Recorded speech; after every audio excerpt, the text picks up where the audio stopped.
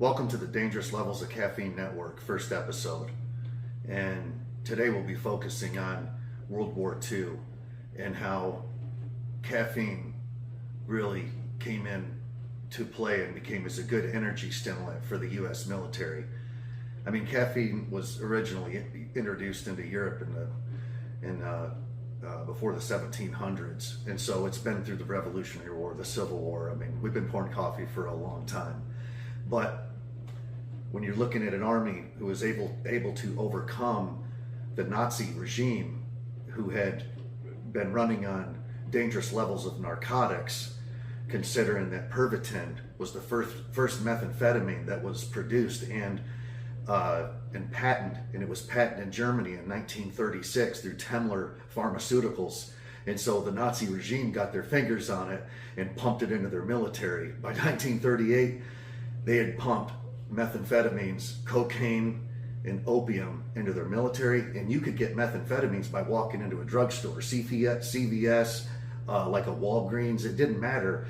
You could walk in and get methamphetamines, and so. But it just damaged their military, and it began to damage their society. So, like Teddy Roosevelt put an Opium Exclusion Act back in 1909 to help extract opium out of the country. Adolf Hitler had to start to do that, or he was going to lose his society as well. But our comparison to overcoming all this was coffee, a cup of Joe, and it's been. It's helped us through the wars and everything. And when you get to one man who was on dangerous levels of caffeine, was the Allied Supreme Commander, General Dwight D. Eisenhower.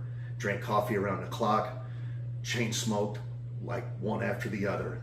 But we don't want to take anything from General George Marshall. He's the master plan. I mean, he's the one who's working with all the Allied generals, from MacArthur and Ike, who used to work for MacArthur, but he was very diplomatic. So that's why he was in the Allied position, was very diplomatic. We were working with, the English, we're working with the French, we're working with the Soviets to beat this monster, in Hitler and these these Nazi commanders. Boston, do you have anything you wanted to talk about today, or do you want to add to this, my friend?